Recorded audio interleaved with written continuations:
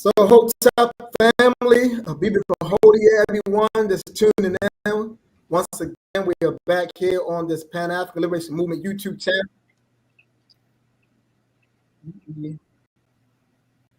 I was two YouTubes was on. Okay. So yeah, we're back again here on Pan-African Liberation Movement YouTube channel, where we are always straight up, straightforward, and straight to the point, bringing out people that information and knowledge that's designed to move you to higher understanding, deeper consciousness, so we can implement that in our daily lives as we fight and struggle day in and day out for African sovereignty. We must leap African sovereignty, eat African sovereignty, walk African sovereignty. We must be African sovereignty. I am of the mindset that whatever you focus your mind on the most, and so I believe that as a people, we should center ourselves around that type of sovereignty. When we sit down at the dinner tables and eat with our families, we should be thinking of African sovereignty. When we sleep, African sovereignty. Right? That should be our orientation. That should be the circumference that we move about. That should be the compass that we use to navigate this world. There have to be something bigger than ourselves that moves us, black man and black woman. This is for the black family. And as always, when I am able to, we want to have a conversation tonight, like the last time.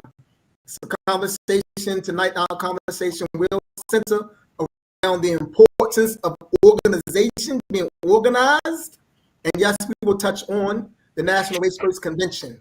But we need to open some things up. We need our people to be clear about some things, because we are living in some very crucial times, some dire times, and there's a unique window that we have as a people if we only begin to think correctly about what's happening. If we understand what's happening and we're thinking correctly about that, we can move, we can organize. But we need to understand what organization is and the importance of organization. So that's enough for me for now. I'm turn it over to my two teachers, my educators, two so we can get into this discussion. How y'all doing today, Bob and Mama? Well, we're doing excellent. We are doing excellent today. Very good. And I'm always doing excellent, not to put down Baba Imhotep in any way, shape, or fashion, but when I'm in the company of Mama Rumba, we're doing superb. Yes. Well, for me, to be with the two of you, it's like this is a team that ain't nothing like being on a good team. No. And to kind of segue into the topic,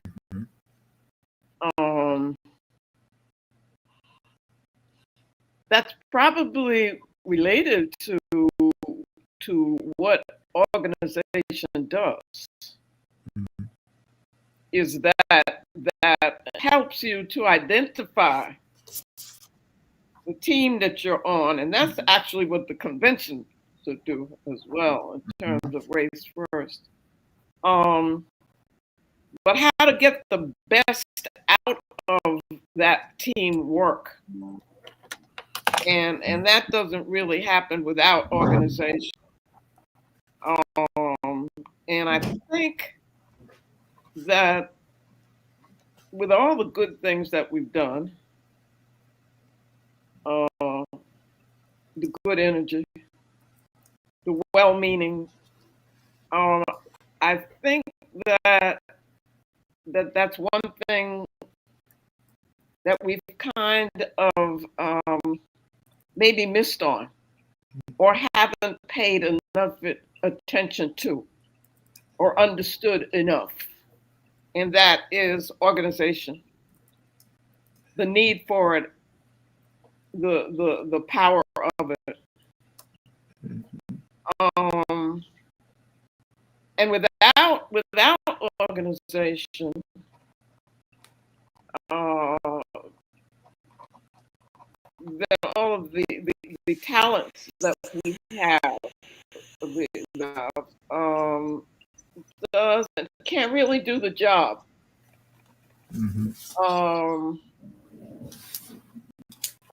What we do comes out of a love for our people. And that gives us an energy. And I think that what organization does is it allows us to focus that energy. That's what an organization is. You know, it's a focus of energy where everything within it is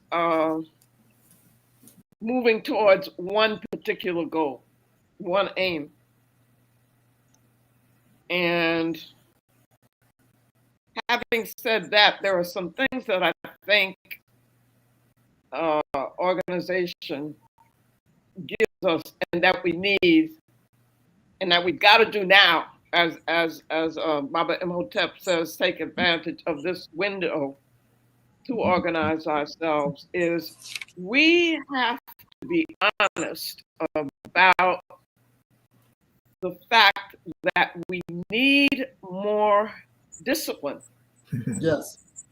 You see, and you know, I know the young people that I try to connect with and that I'm working with, they got good feelings, you know, and they want to do good, but they need a structure within which they can be given the discipline. We need, what organization gives us is a system of accountability,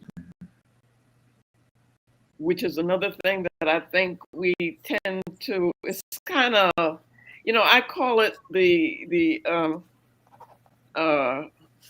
all these loose cannons. And we can have loose cannons that mean well, are talented. But if they remain loose cannons, we lose something, I think.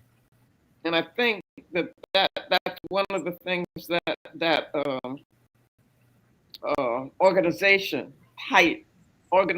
can give us, is to know that you are accountable to the team.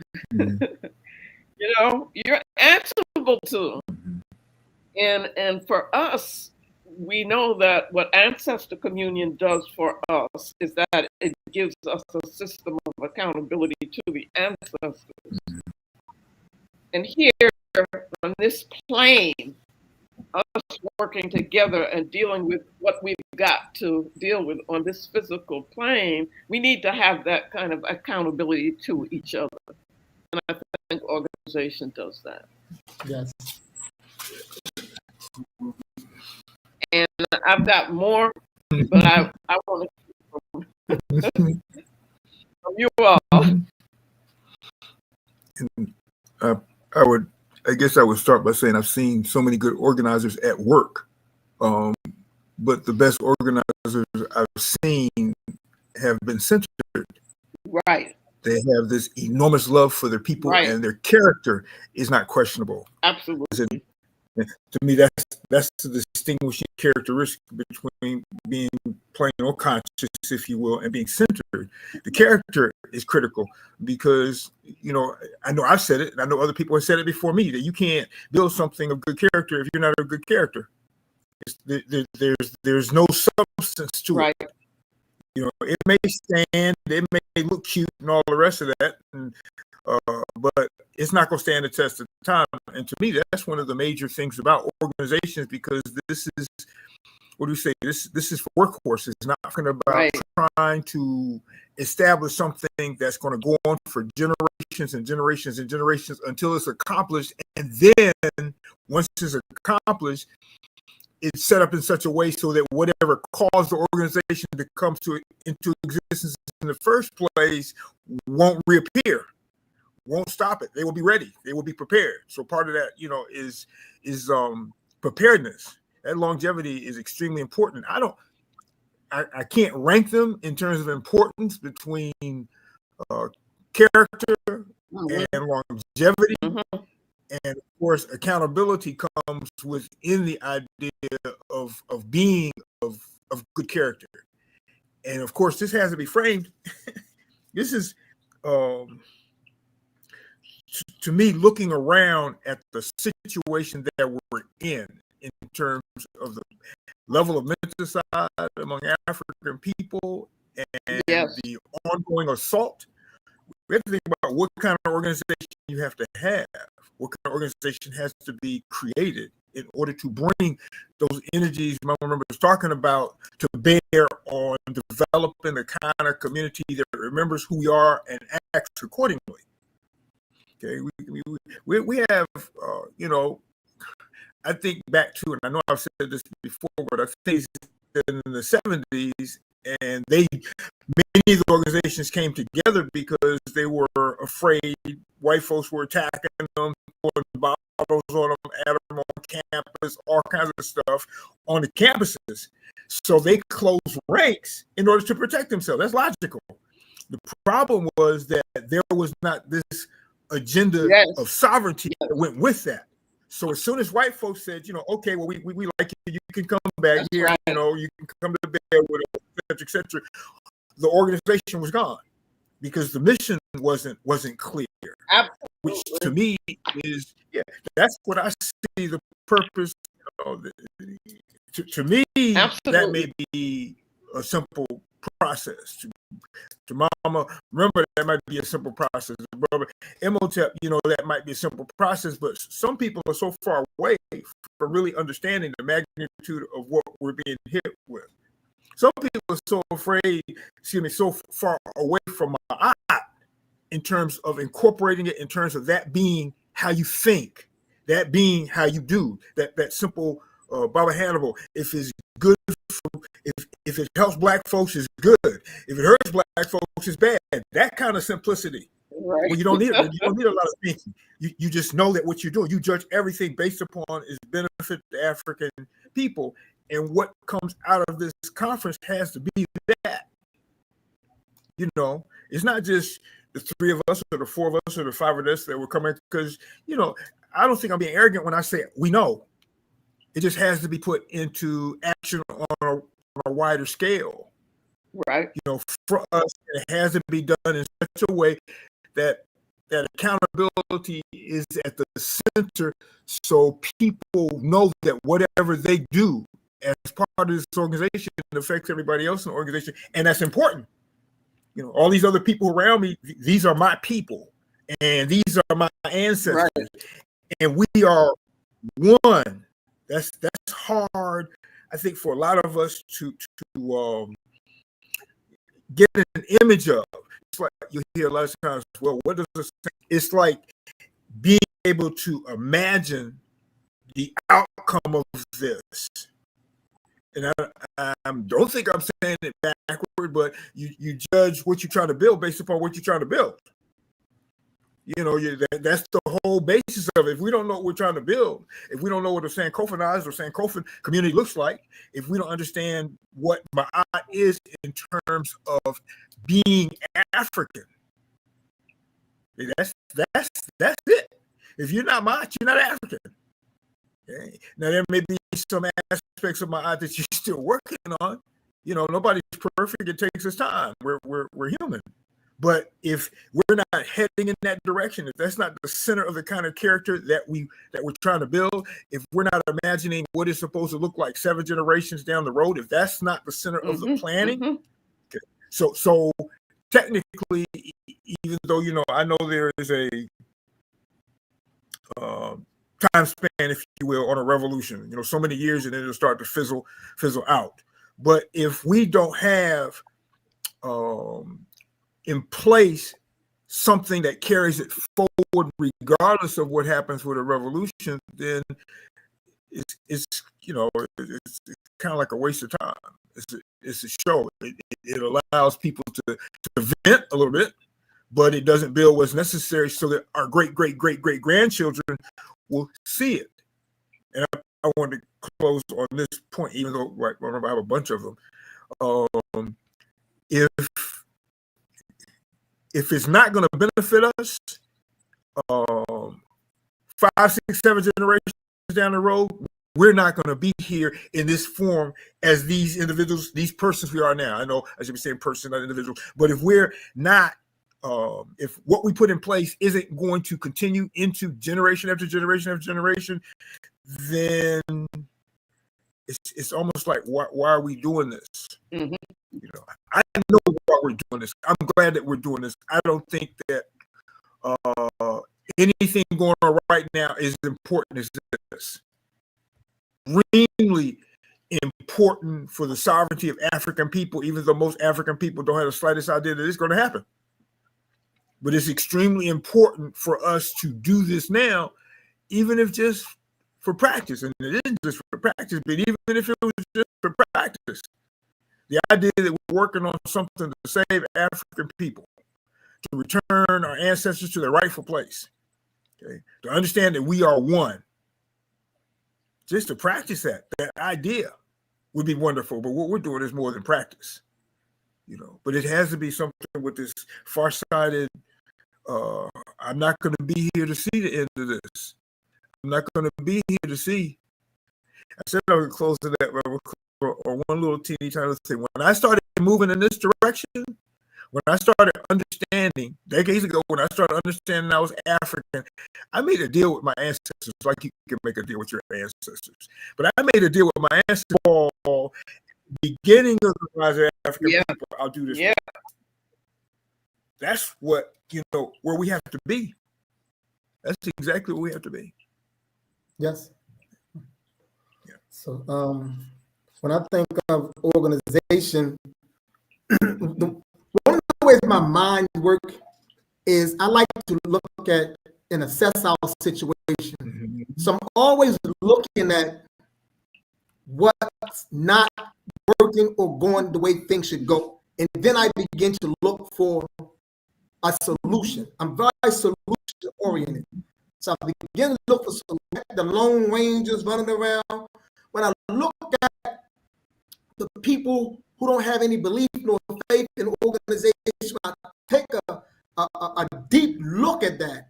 What I notice is that, one, there's a misconception concerning what freedom means. Too many people believe freedom means to be loose. They believe freedom means that there is no structure, there is no order.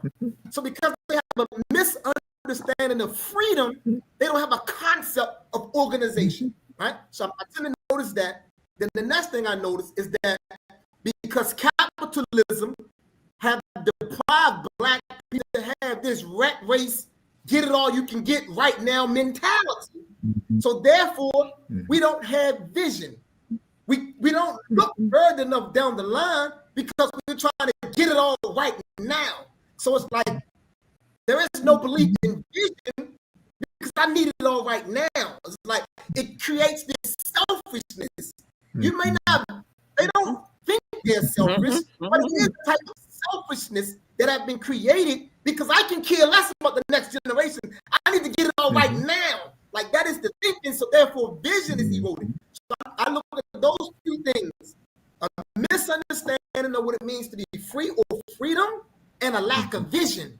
And I tell people all the time, right?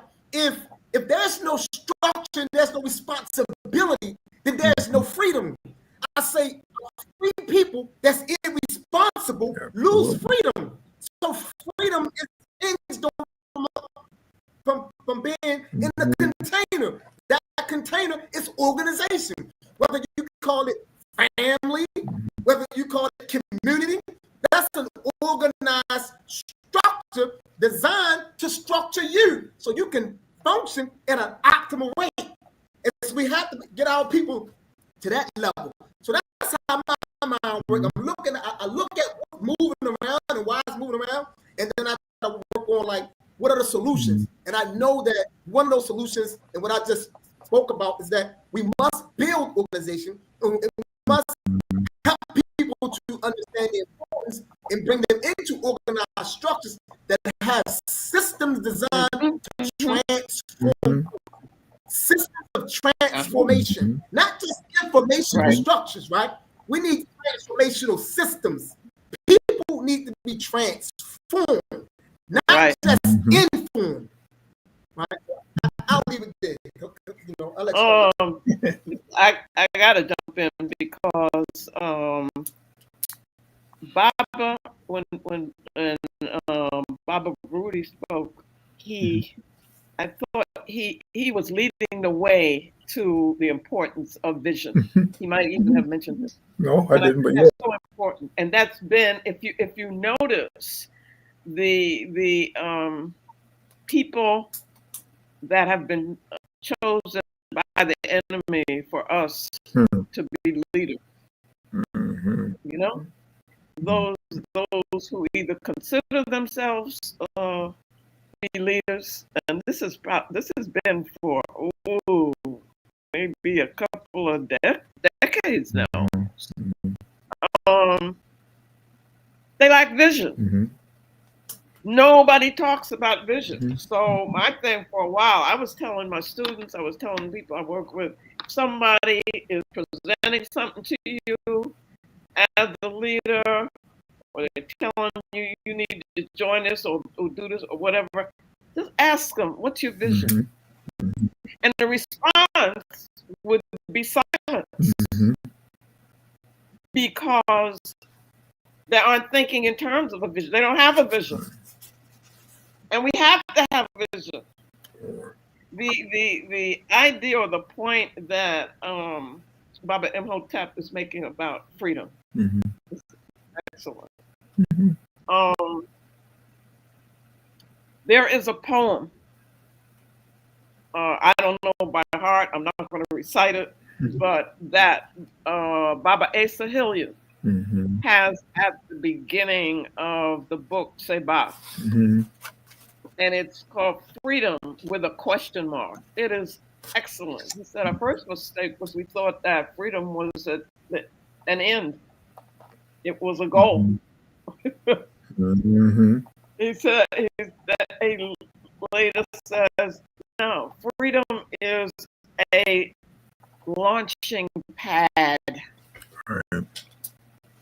That's so that we can then work on and build what it is that we need to get. Now, Baba Baruti will tell you, because Baba had Aquaman and I had Ahab, and we had some of the same students. And there was a point at which I was dealing with this idea or this word of freedom. And so I would say to the children, you know, what is it that our people need? And they'd say freedom. And I said, well, what is that? Freedom to do what? Freedom to wear your pants below your butt.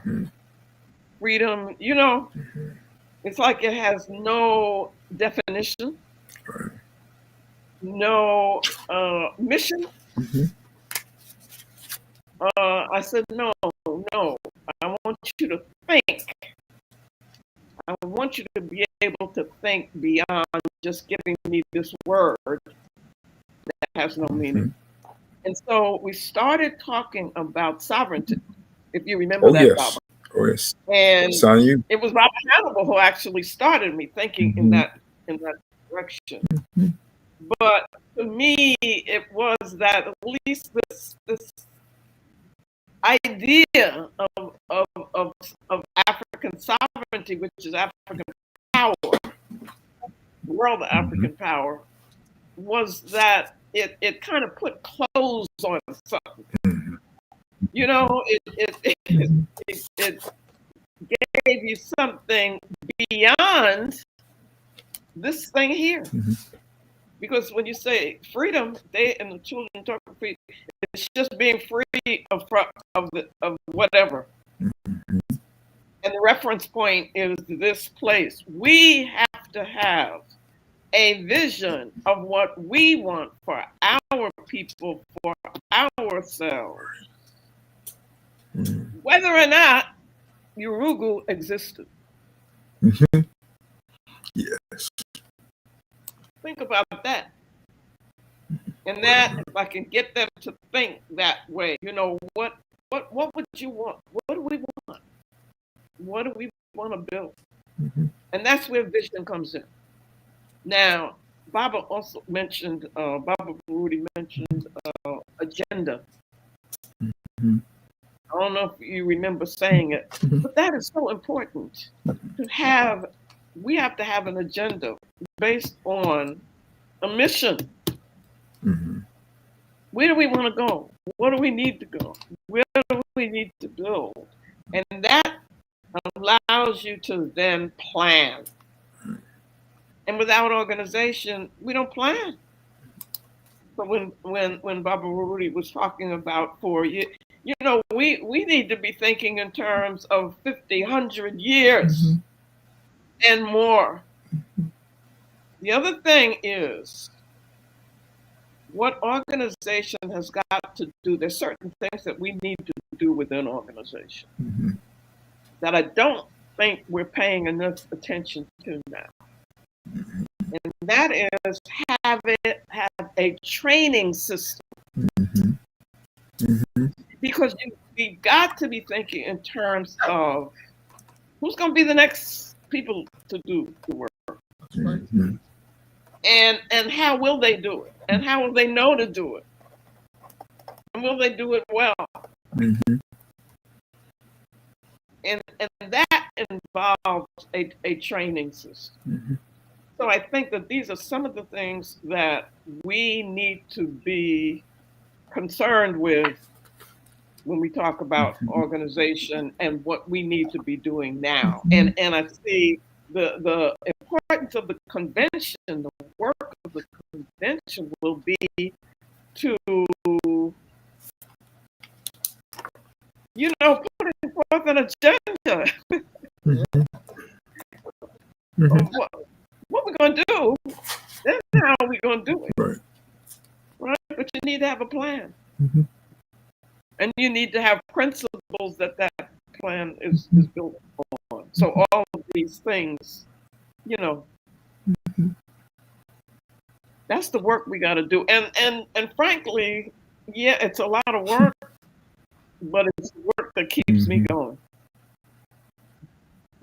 It's the having that work to do. That's what gives us life. I think I'm through for a while. Yeah. You said the last term you put out there, work. Yes. It's like telling a child, if you would take all that energy that you're putting in trying to cheat on actually learning because you have a focus, you have a vision, you'd be making straight A pluses. But you put so much time and energy into trying to be that individual, that misdefined freedom, because we're not defining freedom as a collective thing. We're defining it as an individual. I forget Candler, like corks, floating around in an ocean. They're all there, they're all in the ocean, but they are connected to each other in no way, shape, form, or fashion. An organization, so many things. Organizations are one of the things that it does that we are afraid to do. Like these people just cunts. There's a reason why he said that, because we don't have any friends. So one of the things that an organization has to do is to identify insiders and outsiders. That's really simple. Absolutely. But it has to be able to know, okay, no, that person is enemy. That person is friend. And we know, and we work on that. And if we want to change that, then we come back and we talk about it. But it needs to identify friend and foe. It needs to identify insider and outsider. It needs to identify what a family looks like, family structure looks like. Okay. I think back to the East organization. Okay, most of their organizational structure centered around how the community works, how the family works, what it looks like, how we treat each other, how men treat women, how women treat within that organization. If we don't have the internal order correct in all the social institutions, economics, politics, family, military. Or if we don't have the internal structure correct, then it's not. It doesn't make a difference. It doesn't make a difference whatsoever because we're doing the same thing everybody else is doing. Negroes, Negroes, lost souls, what have you. We're just found suit, but we look African. We have to do things like sit down. Things we don't want to do. We don't want to have to sit down and identify insiders and outsiders because that puts limitations on what we can and cannot do, who we can and cannot associate with, which should be simple, but we're not all focused in the same way. And that training that we need, always look at, you talked about the our unwillingness to order in such a way that wow, was I forgetting my point? No, in such a way that everything is working toward an agenda that empowers us. That means every aspect of our lives needs to be clarified. Right. So we know what family structure looks like. In our traditions, if you weren't married, didn't have children, then you weren't a man. You weren't a man. So as simple as that may sound to some people, the man's role, his responsibility within that. We don't have that. There's so many little areas where we can be individuals in that will take us away from being African, that something like that's going to take some time. They took some stuff from us. They took away the idea, like has been stated at least twice, they took away the idea that organization was important. And they gave us the idea that organizations take away your individuality, it takes away your genius somehow. By magic, you become like the bees in a hive or the Borg on Star Trek. You no longer think for yourself. And people, as this is developed, people need to understand that this isn't taking anything from you. Understanding the idea that, the simple idea that you got multiple hands doing the task, but they have to have agreed on the task.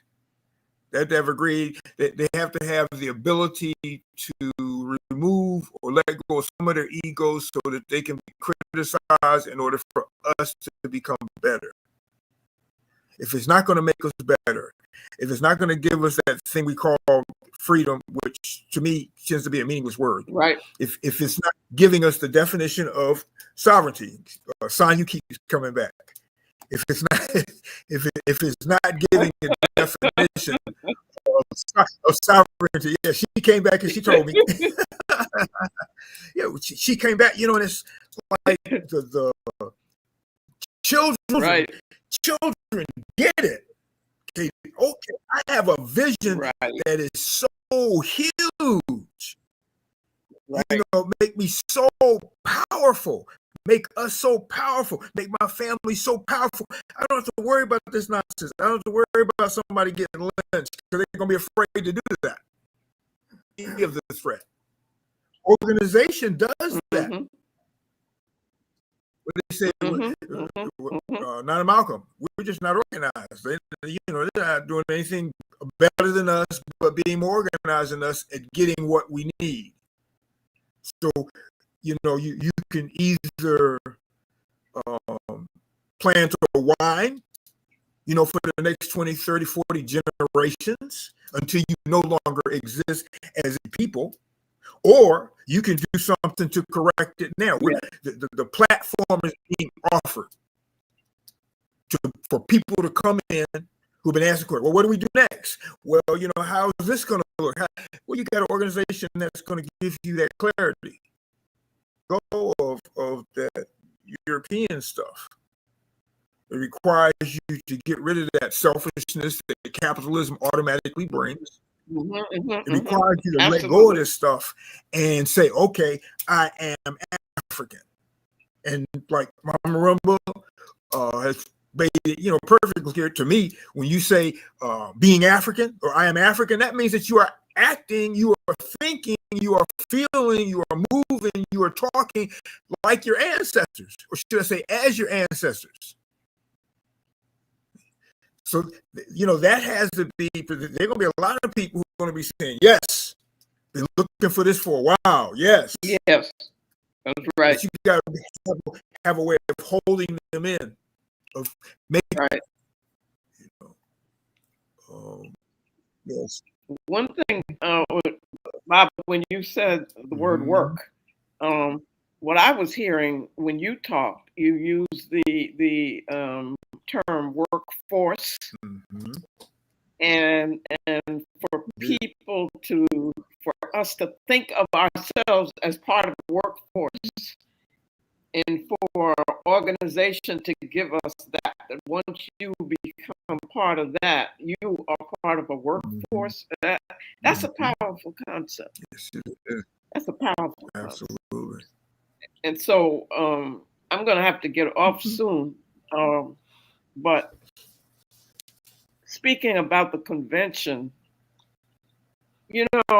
my own my pet peeve, I guess, I came to a point where I said, no more conferences for me. And the reason for that was, it was like, people would come together, they'd be glad to see each other. And there might be some things that they had in common besides the fact that there wasn't anything that came out of it that would make a difference for our people as a whole. And I decided I'm not going to do any more of that, because I see myself as being here for a purpose, and that purpose is to achieve a certain quality of existence for our people. So if you spend a lot of time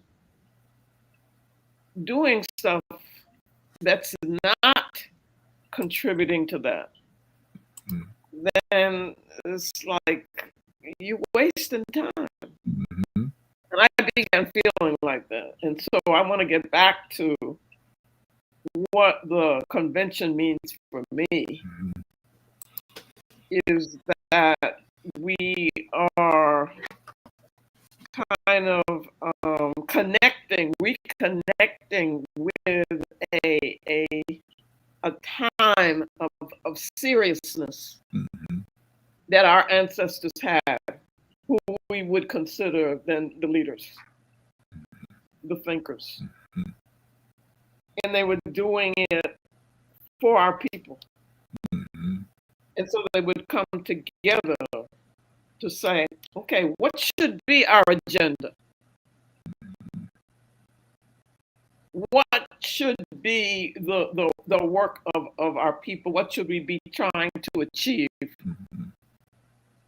And they were talking about trying to achieve that thing now. Delaney and them were doing that work, and we're still enslaved. And so they're talking about, I'm going to refer now to a book that I'm going to be telling everybody about. I don't know if I mentioned it before, but Blake. Everybody should try to get that. Book. I mean, it's amazing that what that book is. It's a novel, but it is describing this process of connecting African people here in Babylon to work against that system to get our people free. I mean, let's talk about August in 1858, when we are legally, technically, for them, for the Yoruba, we still enslaved. like we need to be tapping into that ancestral energy of our warrior ancestors. And I see the convention as doing that. So I wanna definitely thank Baba Imhotep and the members of PLM Sure. For coming up with this and saying it's time for it and organizing it. Yes. And sacrificing to do that. Agreed. Because you see, that's another thing, and that we could talk a long time on that. When Baba's talking about the selfishness and so forth and the individualism, we got to understand ain't nothing gonna happen without sacrifice. And sacrifice means us giving part of our lives, giving our energy, because as Baba was saying, you know, everything is about world African sovereignty. Hey, that's the way we're gonna achieve it. So I'm gonna leave and see everybody at the convention. All right, Mama, appreciate your time coming through. Wonderful. Thank you. Love you, Mama.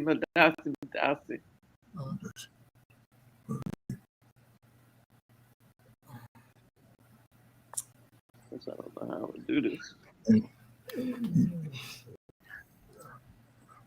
Imhotep, I think that it's I mean, when you listen to Mama Remba, she gives you so much. She says I have more to give, but it's like she's given enough to think about for a few months to get it going. I mean, usually the person, the people, the organization, whatever that is doing the work does not recognize what they are doing in terms of the future of African people. This selflessness, this giving of people to each other, to the people, that's to me an extremely high form of organization from the get, because that means that you're organizing here first before you, and that's part of the work, but before you really actually get out there and do work, connecting the word work, the idea of work to everything that is done. Okay, so you're going to go read Blake, but you're going to read Blake and you're going to study Blake together so that you can, while you're reading it, you're already organizing that, because that book is that important. People need to think in terms of work. You know, Mama Remba was saying work, sacrifice. You were saying work, sacrifice. What are the most important concepts that we're bringing into this? We're bringing accountability. We're bringing work. We're bringing sacrifice. We're bringing vision. We're bringing selflessness to the table. And anybody who's there who cannot understand or does not believe that we can do this, or does not believe in the value of those things, doesn't need to be there, because that's going to do nothing but corrupt. I mean, we have, agents everywhere, even some who don't know that they're agents. But when you come in and you work against a movement like this, an organization like this, whose sole goal is the sovereignty of African people by any means necessary. When you go against that, to me, I mean, you have levels of treason, but that's acting treasonously. Not only against the organization, but against African people, your children, your grandchildren, your great-grandchildren. The organization, needs to reach a point where there are committees, if you will. Garvey was beautiful. But when you have committees that, let's say, start out in general with the institutions, what do we need to do? Like, you have the platforms. Okay. What is it that we need to do in the area of family that would make us sovereign, that we can do now? Like you said, when you were saying, I look at the problem, and from the problem, I figure out what the students, they look for holes in what the student knows. And they go about the business of filling up those holes to make that student into a better thinker. So this whole conference is about making better thinking warriors. Yes. So wherever they go, they carry that with them, and they come back to celebrate what they have done and to talk about questions that they still have that came as a result of doing this work. But in all these social institutions, what we see now, it continues to kill us. I don't care how bad that or negative that sounds. This is killing us.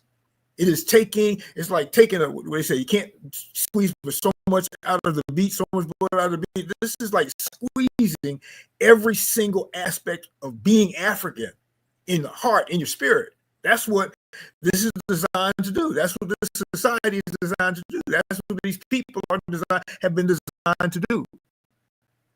They can't be who they are with us being who we are. That's like one of the centers of the discussion. If they can't be who they are without controlling us, and we can't be who we are without removing that control, then what do we need to do?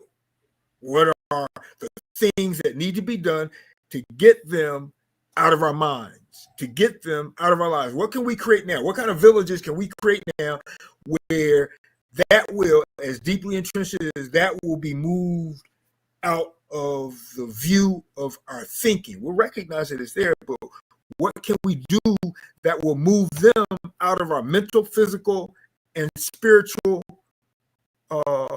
space?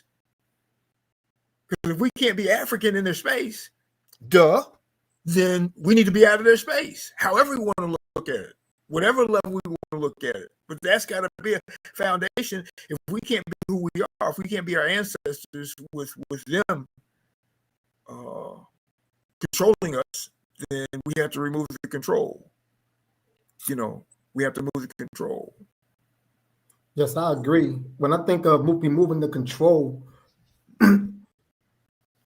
one of the ways, and I spoke about this in our last conversation, one of the ways that I think is very effective at doing that, and I'm going to state it here again, is first thing I believe we have to come to understand as a people is that nothing exists outside of a context. Everything is within a context. Everything happens within a container. And for me, the container is the context. And I believe that African people have to develop the capacity to think, speak, and be outside of the context that Europeans have created. See, what Europeans set out to do and what they do well, I'll give them credit for this, is they create contexts, and then they use their sciences, they use their scholars, they use all of that to try to justify and make their context to be the context that everyone must subscribe to. Right? And I think oftentimes when we don't understand the power of our own minds and the power of your own way, we tend to fall victim to their context. Absolutely. We tend to look at the world through the way they say the world should be viewed. We tend to interact the way that they say you should interact. We tend to define family the way that they have defined family. We define friend the way they have defined friend. We tend to engage in business the way that they do business. Right? We do everything the way that they do it. That's operating within their context. Much of the work that we're doing to a great extent is work that moves us back to our center. And that's no different than what Emil Cabral said, return to your source. Because what I've learned over the last 30 years is this: the more you move back to your center, the freer you become in terms of moving towards God. Yes. The further you are away from your center, the more you are in their world. And you lay this out in your book, Center, very well. Okay. Right? It's the same concept. Yeah. It's the same concept. And I think that's what we're trying to, that's part of what we're trying to get our people to understand is that so they're bringing that back to the convention. See, many people think when they hear the convention, they think of the convention through, once again, the European context. They don't know that Black people have a tradition of conventions, of doing work. Right. I'm glad we're here because the philosophy opinions of Marcus Garvey. He did the convention, 1920, 31-day convention. And one of the things, among many things that came out the convention, we know the RBG flag came out of that convention. Many other things came out. And we also know that, according to Garvey in the UNIA, is the Declaration of Rights of the Negro Peoples of the World came out of that convention. And they had drafted, to my knowledge, 54 basic principles that were those rights. Yes. That came out that convention. And that's in 1920. That's Marcus Garvey. Right?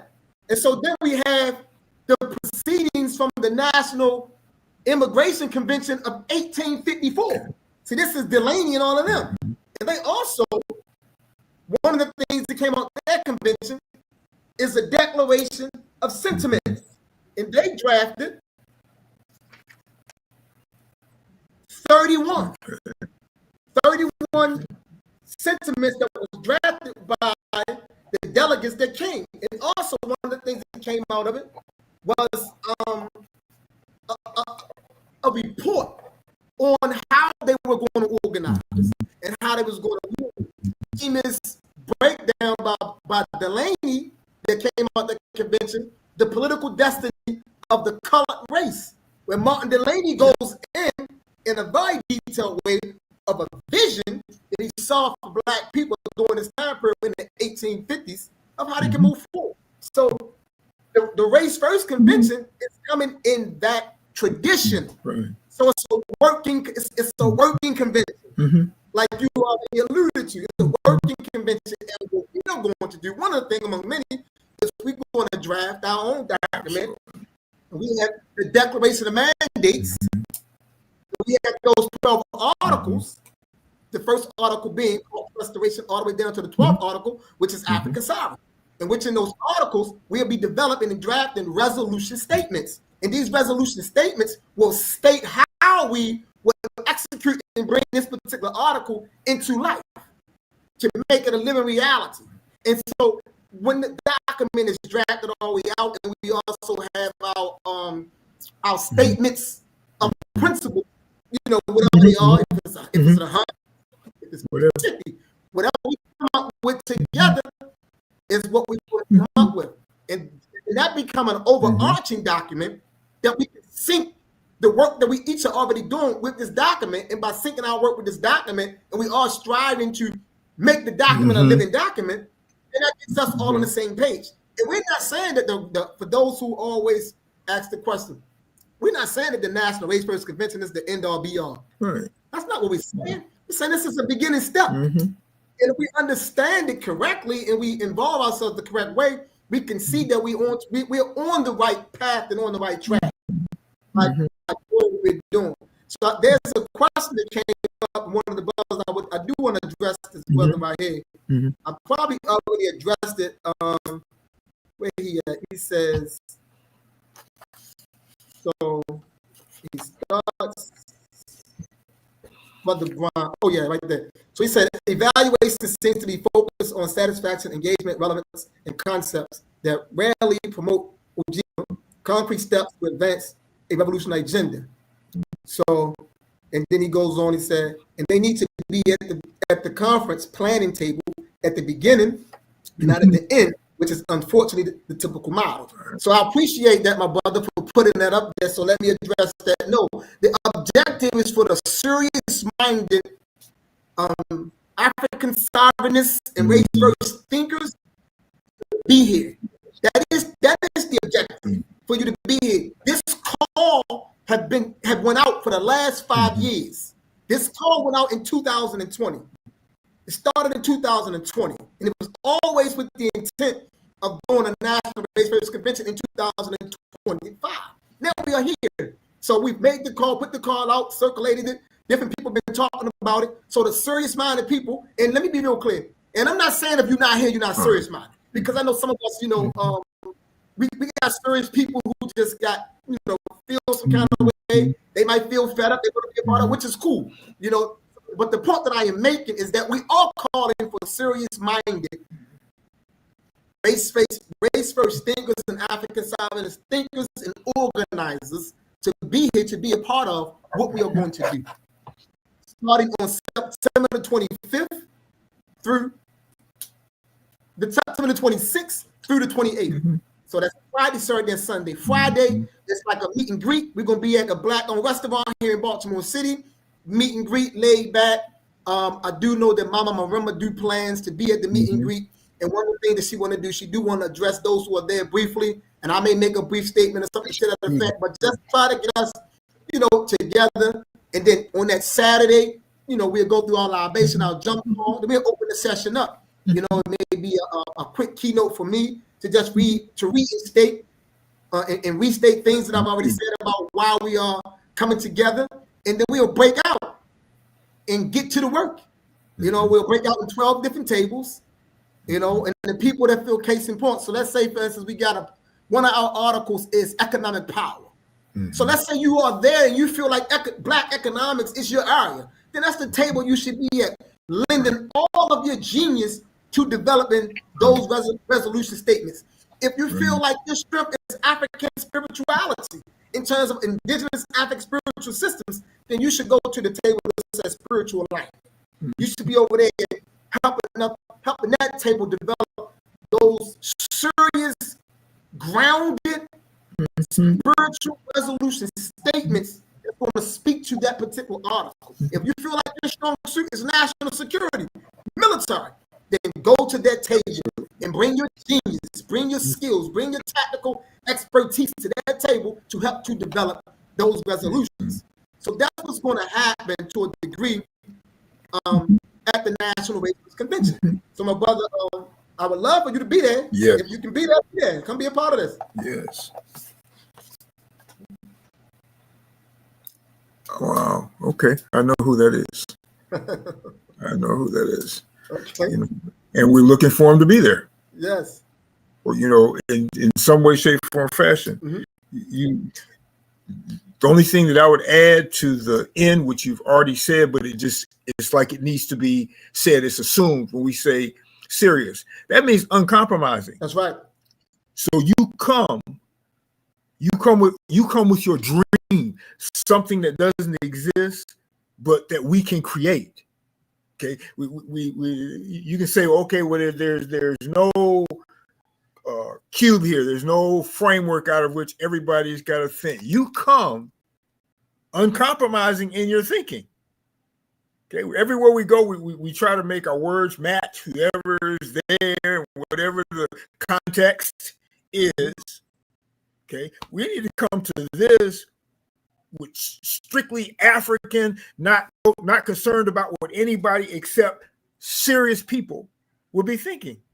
That's it, because we still coming to things and we're bringing ideas, but we're not bringing them in such a way that they could be completely empowering, the highest level of empowerment. And the highest level of empowerment is when you removed all obstacles. And that requires that you come speaking truth. It's like this. It's like, okay, this is your last opportunity, even though it's not. But you come like, this is my last opportunity to explain what we need to do as African people. Not concerned about anybody's feelings. Not concerned with what vocabulary I'm using. Whatever.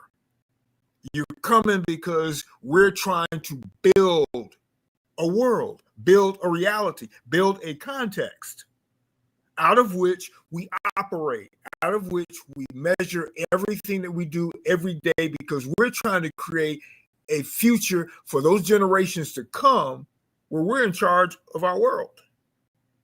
And we don't, if we deal with other people, that's a choice that we make. But when you're trying to, you're trying to build something in the middle of hell, you're trying to build something from scratch, that takes some serious truth. That takes some honesty with, yourself. What have you not asked? What do we need to bring to the table here in all honesty? Okay. You're Garvey. You're not a Garvey.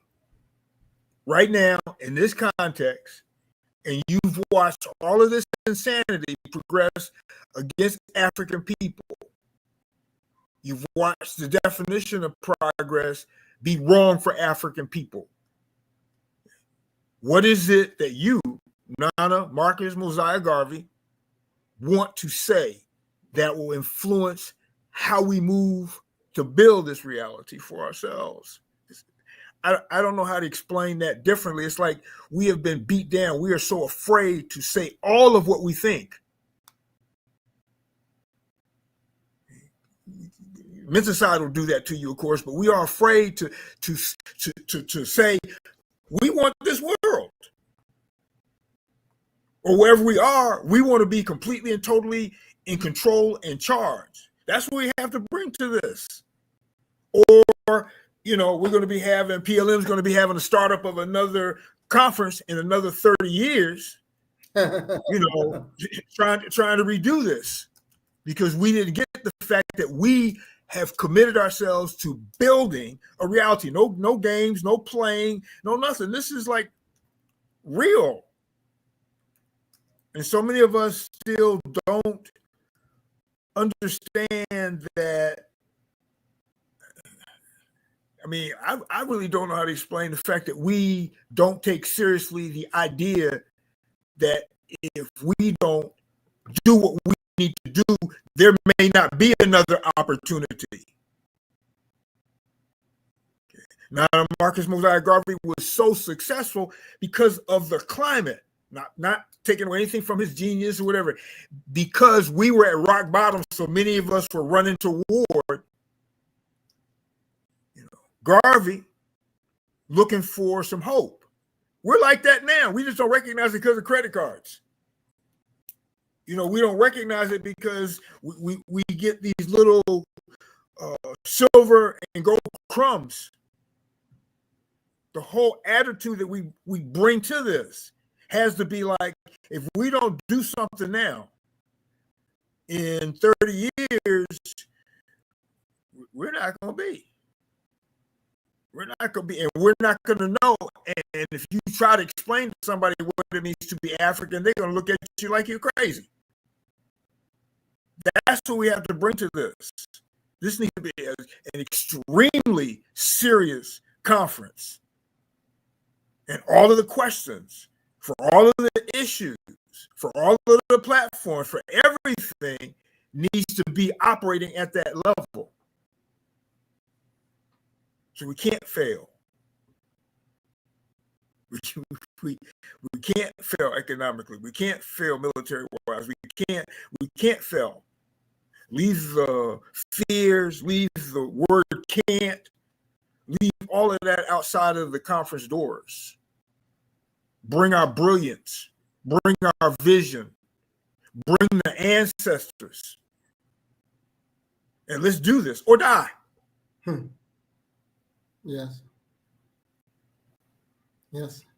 So that's about to wrap it up. I do want to state once again the dates and the time for the convention. So the National Race First Convention is happening here in Baltimore, Maryland, September the 26th through September the 28th. September the 26th, meet and greet, laid back, some of you going to be getting your badges dinner at that time period. That's from 5 to 8:30, from 5 p.m. to 8:30 p.m. at TNAT Restaurant and Lounge on Hartford Road here in Baltimore City. Then on the 26th, we'll be at the Unity Hall, which is at Utah Place in Baltimore City. We'll be there from 12 p.m. to 6 p.m. And then on the 28th, which is the Sunday, we'll be there from 11:30 a.m. until 3:30 p.m. And on that Saturday and that Sunday is where the work is going to be done at. That's where the work is going to be done. And we are accepting anyone that's out there, just nearby. You want to be a vendor, you can come. You can just be a vendor here. It won't be a situation where as though we're having everybody got the same stuff vending. We really just want separate vendors, so no one is really competing. So everyone be able to make out in terms of their product. That's what it's about. But we want vendors who understand that even though you are a vendor, you still are required to go out and support a vendor as well. So we don't want those type of vendors who just want to sit off in the corner and you want to be by yourself and you don't want to be a part of, what we are attempting to build. So we want vendors who understand that they are part of our African community and they understand that when you are building an African marketplace, that you don't just stay in your stall. You go out and you interact with other stalls. So those are the vendors we're looking for.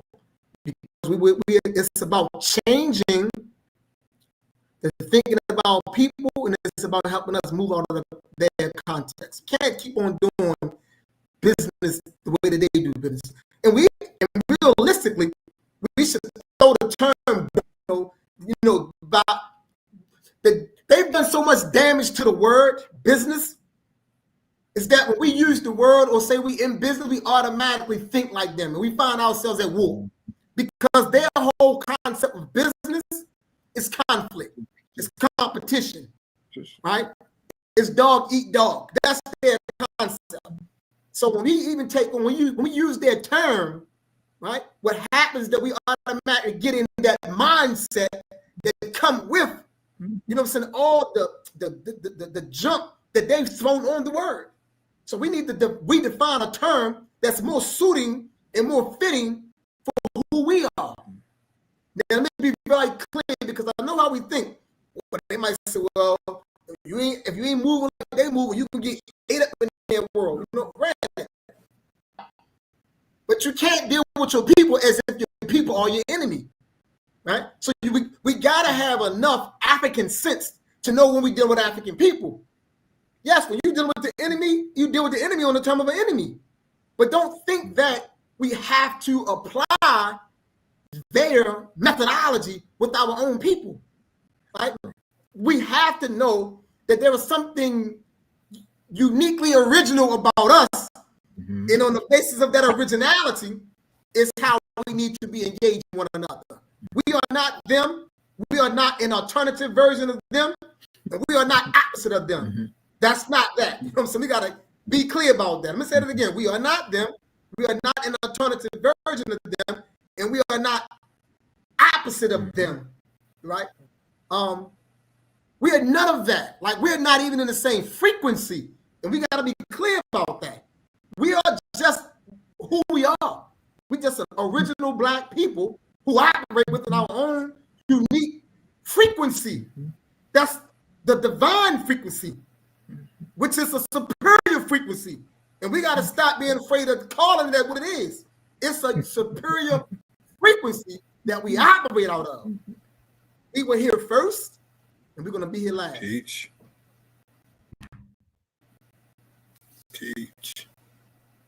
Yes, that's what it's about. Yes, there's business. So I'm just going to type. If you got something to say, Bob, I'm just going to put an email in the chat. If you're interested in business. This is our story in the making. For me, it's all about getting the right minds there. If you don't want to have anything to do with being African and you're just curious, then you have no place. When you're talking about the vendors, this is supposed to be a family affair. That's right. This is supposed to be a community function. Everybody there. If you are that type of a vendor, then send somebody with your stuff who is African. Because everybody needs to find a way to better understand the person who's beside him or her so that we can move forward better. We're afraid of each other, competition with each other. That's not what we are about. That's not us. It takes a special type of mind to create a communal-based system, a communal-based culture, communal-based society. It takes a special kind of mind to do that and to still win and to still be competitive, if you will.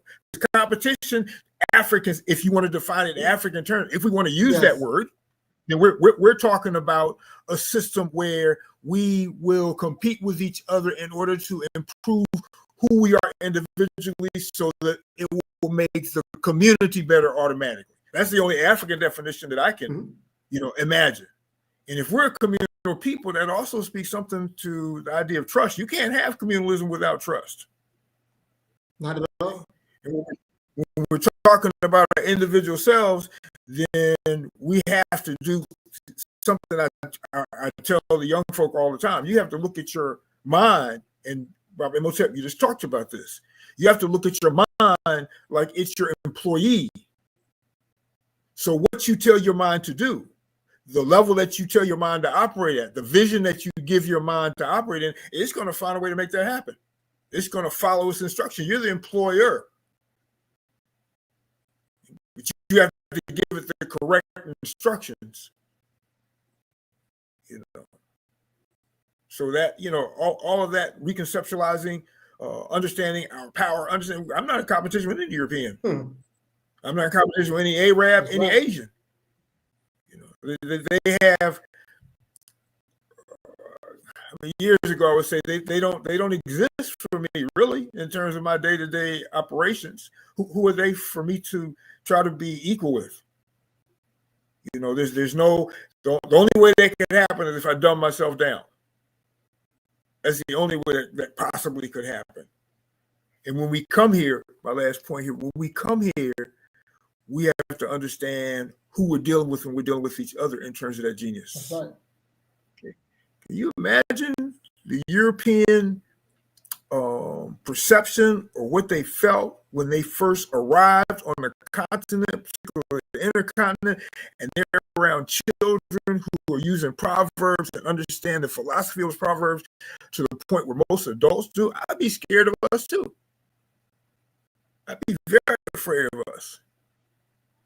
And we need to make sure that this genius that scares everybody else so badly returns to its highest point. We're pretty much our lowest point right now. But to return that to the highest point, what that would do in terms of other people's fears, in terms of our vision, and we're not, I mean, this is a long conversation, but we're not doing this because we're trying to impress them. We're not doing this so that they can be more fearful. We're doing this for us, but we have to understand context. And the context is them dominating the situation and their fears being very real because they know us, apparently, for a lot of us, better than we do. So bring that. Bring that fearlessness, bring that love for African people, bring that knowledge that we are our ancestors, bring that sense of having a greater desire, or having the greatest desire for African sovereignty, and that it is doable. Not that it's like in imagining, wouldn't that be wonderful? Or if I had my wherewithal, blah, blah. No. Understand that it is doable. Understand that we're going to do this. Yes. Or we're not going to be. Yep.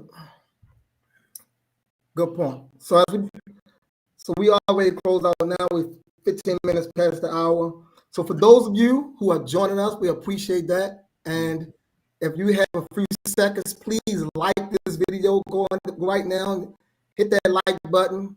If you have not subscribed to the channel, please subscribe right now. Through your likes and subscribing, it helps us to get this level of content to a larger audience, because I believe this is the type of content we need to be putting out there. I believe we need to master the use of media, and media should be used to advance our interests. Let me say this. There is no neutral media. There is no neutral media. Media is highly political, and we have to understand that it's political and it's ideological. That's what it's used for. That's what it's used for. So I know a lot of times we might say, but I don't watch the media, I don't watch the news, they lie, this, that, and other. I understand that, but let me say this to y'all. There is no neutral media. Media is ideological and it's political. So this type of content, we have to help to get this kind of content out there so it can begin to become the dominant content that our people are tuning into. Because if we don't get this kind of content out there and the foolishness consistently gets out there, that's what's impacting the minds of our people. So once again, like this live, share this video if you can, and subscribe to the page. Having said that, hopefully we'll see some of you next week at the convention. If not, we will be coming back again. Me, Mama, and Baba.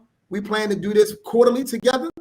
to sit and come and just have a conversation. So we will be coming back as always. You know, PLM, Pan-African Liberation Movement, we believe that we must give you what? Brutal truth. We believe we must come straight up, straight forward, and straight to the point. And having said that, say BB for ODA and race first, and enjoy the rest of your evening. Race first. BB for ODA and race first.